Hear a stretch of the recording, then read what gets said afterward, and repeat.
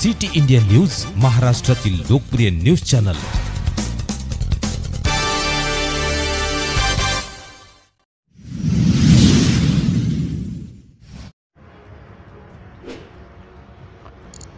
दारूच्या व्यसनामुळे मुलाने आपल्या आईची निर्घृण हत्या केल्याची हृदयद्रावक घटना शुक्रवारी 6 जून रात्री 11:30 वाजता शहरातील फेलीपार झोपडपट्टीत घडली। या घटनेमुळे सावनेर परिसरासह सर्वसामान्यांमध्ये तीव्र संताप पसरला।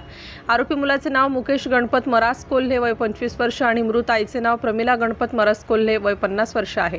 तक्रारदार अंजली गणेश कावरेती यांच्या माहितीनुसार आरोपी मुकेश हा दारूचे व्यसन करत होता, त्यामुळे तो नेहमी घरी भांडत असे आणि कुटुंबातील सदस्यांना मारहाण करत असे। त्याच्या तासाला कंटाळून त्याची आई प्रमिला त्याला घरी येऊ देत नव्हती। घटनेच्या दिवशी मुकेश घरी आला, त्याने त्याची आई प्रमिला आणि वडील गणपत यांना शिवीगाळ केली। या घटनेनंतर सावनेर पोलिसांनी तातडीने कारवाई करत विविध पथके तयार करून आरोपी मुकेशचा शोध सुरू केला। अखेर पोलिसांनी काटेरी झुडपात लपलेल्या मुकेशला अटक केली। पोलीस उपनिरीक्षक बाळू राठोड यांच्या नेतृत्वाखाली दीपक निंबाळकर, सुरेंद्र वासनिक, रवींद्र भलावी, अशोक निस्ता, अंकुश मुळे, नितेश पारखड यांच्या पथकाने त्याला अटक केली। आरोपी मुलाविरुद्ध भारतीय दंड संहितेच्या कलम 103, 115, 2, 352 अंतर्गत गुन्हा दाखल करण्यात आला। त्याला न्यायालयात हजर केले असता त्याला 9 जून पर्यंत पोलीस कोठडी सुनावण्यात आली। ते आपापसात भांडू लागले। त्यांनी त्याला लाथा, ठोसे आणि काठ्यांनी मारहाण केली आणि म्हणाले, "तू मला का विचारत नाहीस?"